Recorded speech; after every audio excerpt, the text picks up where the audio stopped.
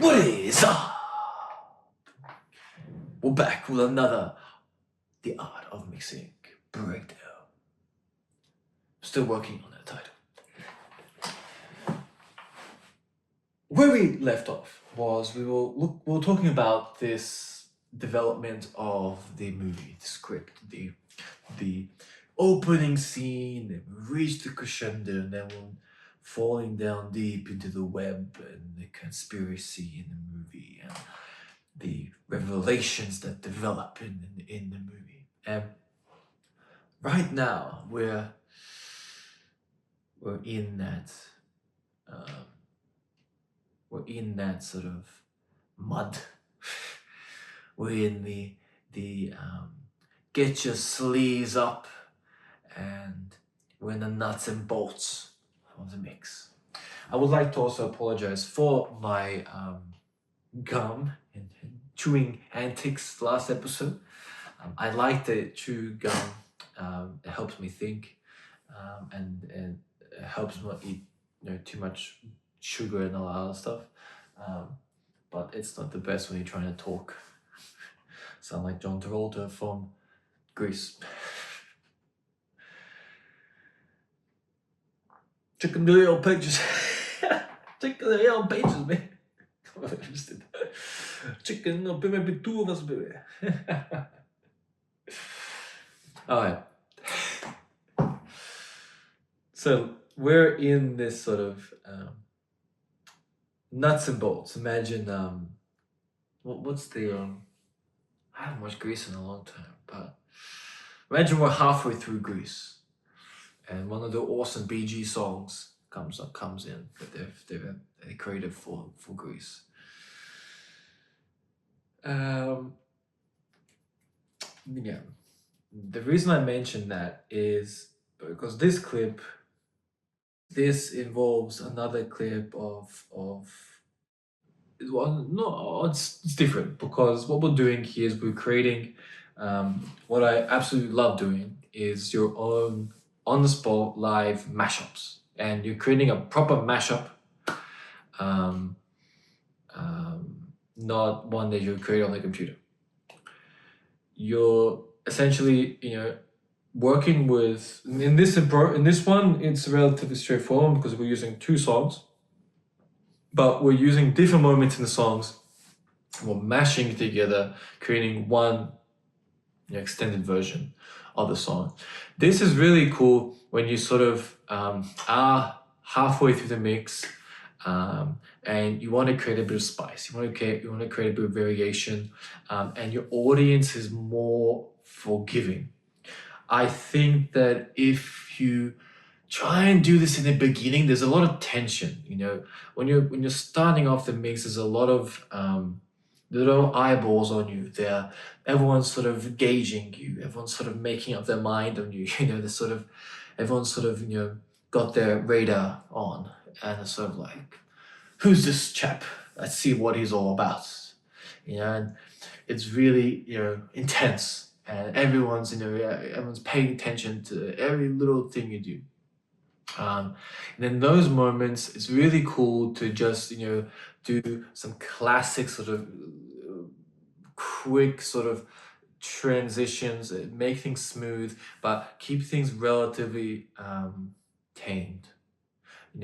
Have some really cool songs and drops and music, definitely all time, but keep them flowing. They're going back and then forth, then back, then forth at the beginning of your mix. I don't think it's the best, because it's sort of a disengaged audience. And with the same token, you don't want to go like super like intense and hard at the beginning. And what I mean by that, not necessarily by the music you play, but just doing it like super quick, and one big song, another one,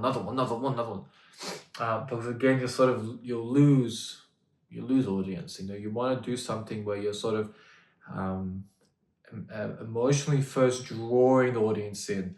Slightly longer build, something that's melodic, something that's soulful.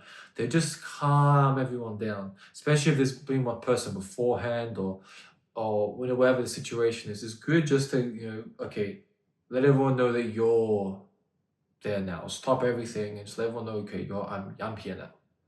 And allow it to build. And the audience has a lot more patience for you at the beginning. Not too much, but just allowing them to, accept you and be like, okay, cool. And then, poof, and then allow it to continue, draw it out, then slowly mix in the next one, and you're going through you're creating this opening sequence where it's just the helicopter's going and going and going and going and going, it doesn't go back. As you progress and you've gone over that sort of hump and now you're in the nuts and bolts, this is where you could do something creative. This is where now you have the freedom. If you're now you're taking the audience on the journey. Now you can sort of go back and forth. Okay, let's do this. Let's add this. Come on, back here over here. Let's add this. Let's add that. Let's mix it all together and switch back. And I'll switch back with this one. And then you're able to do something fun, and the audience is going to be there with you. You're maintaining the audience's attention with you.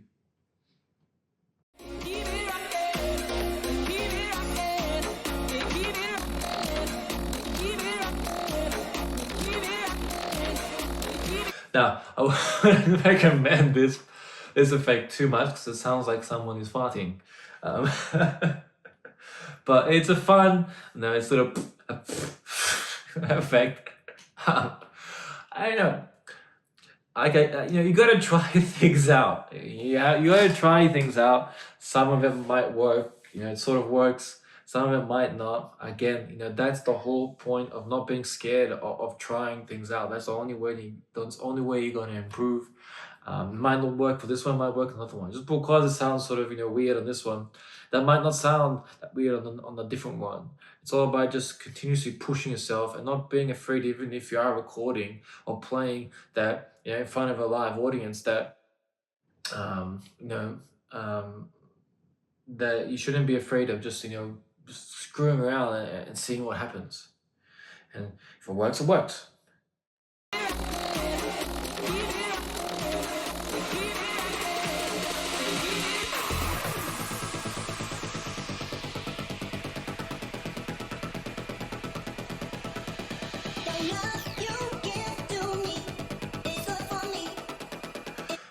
Now, I can do this not like that.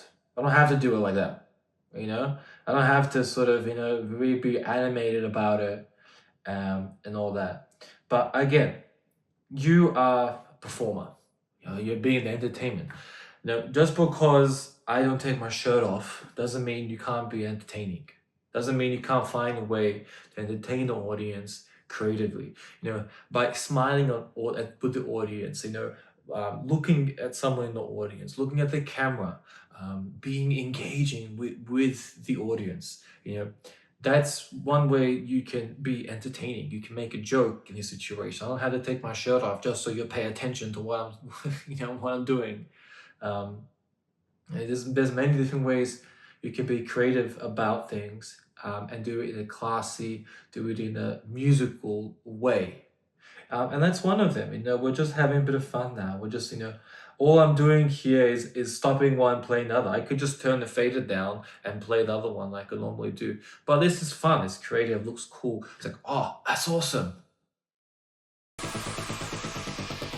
And the next song is playing. So you can notice that the first song, we got the California Love Baby coming in. Love that song.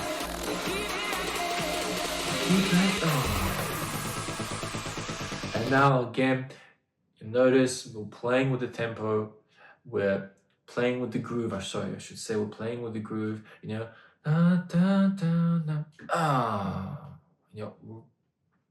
not doing it like off beat. We're doing it with the song. So if the audience is dancing, you don't want to have that. or well, I can't even do it. But it's happened to me. I was, recently at a conference, and there was some, artists playing and stuff like that. That happened to me a few times, particularly in the sort of, in the sort of DJ sphere of what we had. I watched a couple of them.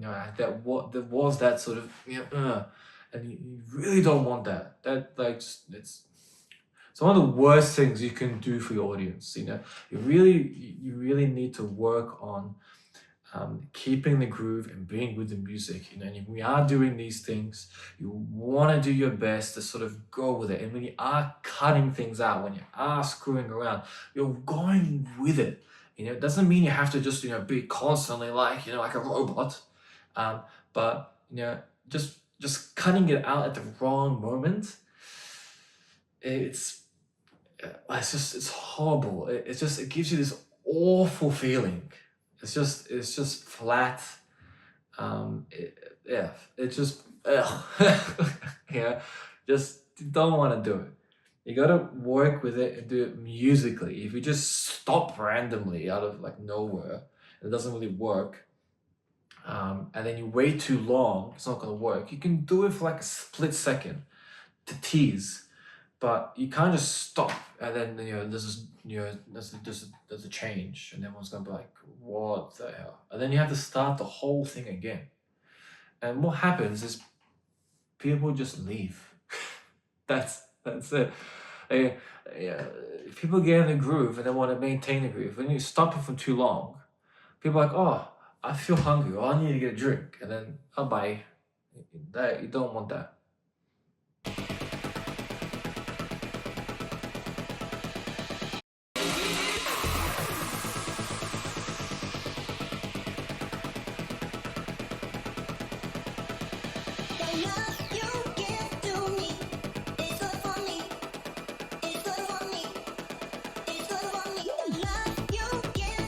Again, we're playing the effects with the music musically. I want to keep hammering this in.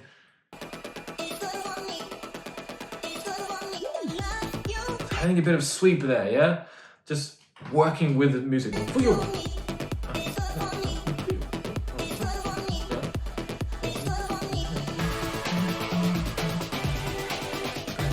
Hey, checking. Yeah?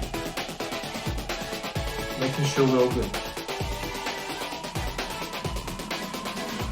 Okay, one way that we can create more of an intense sort of build, instead of having a 32 build, build up that everyone just gets bored by, the 30-second mark, you can create your own sort of builds, and you can do that by using the noise functionalities, with the noise effects. The sweep effects, the filters. You can create your own sort of troughs and slopes, and you can essentially create your own sort of white noise to bring things up when you choose to have the build.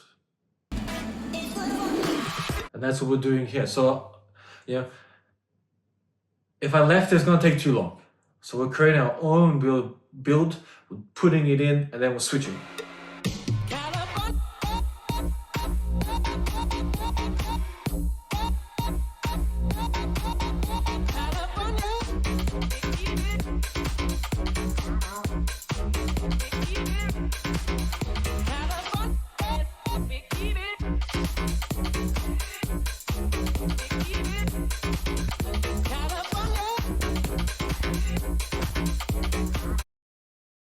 One thing I'm hearing is that this one is going California boom,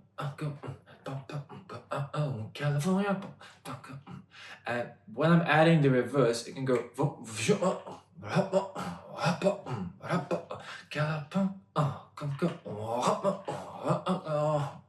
so you're still playing with the groove, but you're saying, nah, I'm in control. I got this groove, and you're creating, your own sort of, but it's still working. But it's not. You're not going. You're still working with it, but you're adding in a little bit extra to it. Hope that makes sense.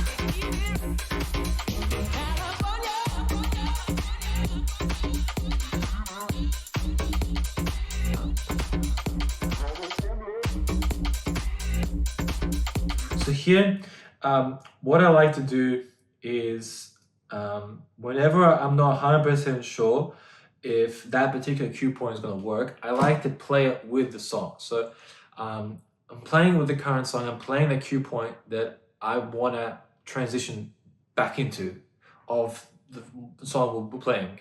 We were playing. And a great way to do that is just hitting your cue point, listening to it in your headphones, and be like, is it gonna work? Is it gonna work? And in this case, it's not working for me. So we're checking, and could be better. So now I'm changing. I'm saying, okay, let's try this one. Let me try this one. Let me try that one. So I'm just searching through the ones that I have already selected, and I'm saying, okay, which one is gonna work better for me?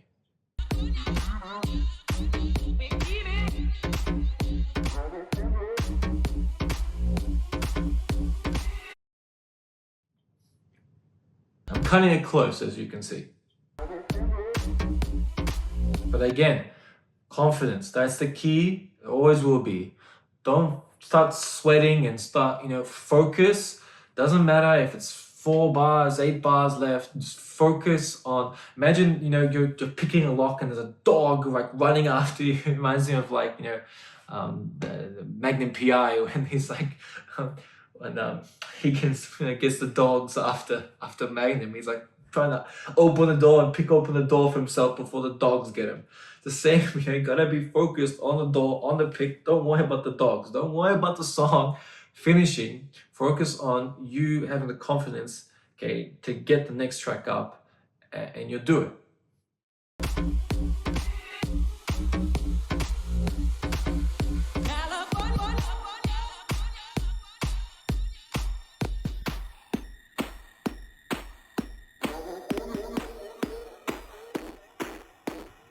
Okay, I know that this song is finishing, okay, so we can tell because the lights are starting to flash. So that means this song is about to finish. And instead of me just letting it finish, we can do something creative. I can add a bit of sort of a big crush effect onto it. We can add some doubles. We can just play around with it a little bit. Detune it a little bit and create, add this sort of, play with those. And you notice that the track is basically done.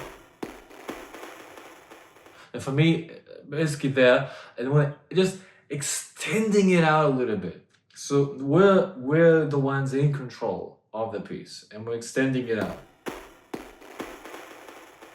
Adding in delay or adding in effects to extend the tail out just a little bit longer. And the cue point that I've picked has just a little quick vocal snippet, and then we're back into the groove. Okay, let's look at it one more time. So let's look at this from a perspective of the audience. Okay, so you're watching me, you're playing to me. I'm gonna dance with this, and I hope this works. Okay, here we go.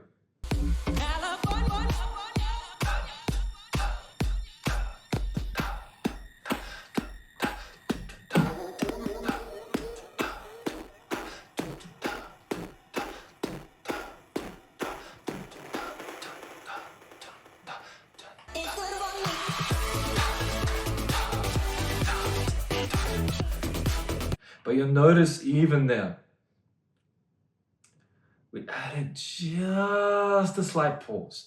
It's not bang on the groove, we're just allowing a little bit of a pause. Just there.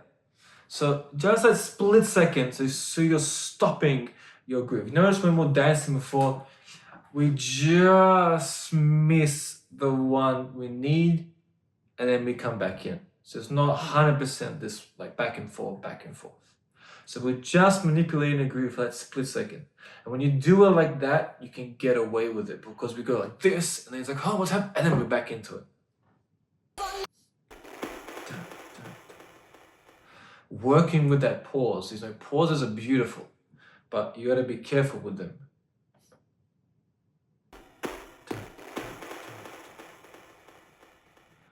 And so you've basically stopped the groove. Yeah. For a second or so. It's good for me. And then it's good for me to stop the groove.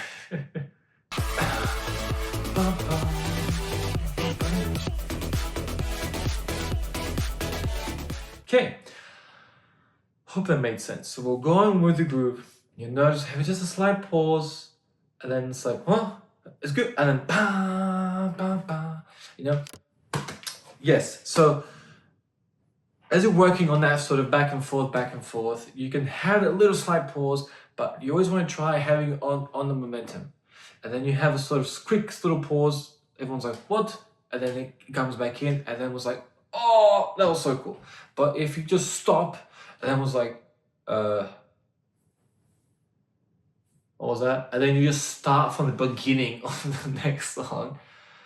And then you have another 16 bars of just of a kick and nothing else, or like a kick and a snare. Um, that's not gonna work. You noticed here we were trying really hard to find the right cue point because it's a very important moment. You have moments like this where you are being creative like this in your mix, and sometimes the one you've originally had the cue point just isn't going to work with it. You might have done something else, you might have done something different previously, and it's just not going to work for this one. I know that if I went straight into a different section of that song, it just wouldn't have worked. Or the breakdown after it's sort of done this, if you go into the breakdown like a transition, it's just not gonna work. You sort of created this little ripple sort of ending bit rate effect sort of delay thing, and then it just stops, and then you're building into the next song. That's just a waste of time. You want to do something like this, have a quick pause, and go straight into a groove that's really catchy, or like a drop or something like that. Really keeps the momentum going. That's key, especially in this section when you are sort of the nuts and bolts. You don't want to have to start the whole thing again. You're not in the opening sequence. You're in the nuts and bolts. You're the secrets are being spilt. Things are unraveling. There's drama. There's action. There's thriller, and you want to create that in your mix. There you go. That is a mashup of two. You're creating your own live mashup for your audience to enjoy. One of the beautiful things about this is it only happens once. Next time you do it, it's gonna be different. It's gonna be a different cue point. It's gonna be a different style. It might be a slightly shorter pause, a slightly longer pause. It could be like I mentioned, different cue point. It could be the reverse. You could be doing the first song and then California, and then you're switching between the two. You use a transition. There's so many different ways and alternatives you can do it. There's just one of the ways, and it creates a new unique moment for that audience that enjoy it. And when the audience sees you, they know, oh, cool.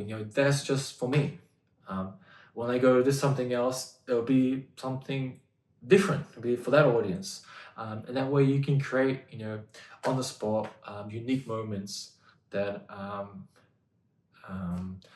become fun, and it's not repetitive. It's not boring for you because you're able to just switch and change things up. As always, I hope you've gotten some inspiration from this, something you can take on board. And it's something I love to do. I love creating these sort of these little sort of live mashups between songs, and it's cool, nice little sort of mix and little change up in the middle of the set to keep things lively, keep things entertaining. I'll catch you in the next one. Bye.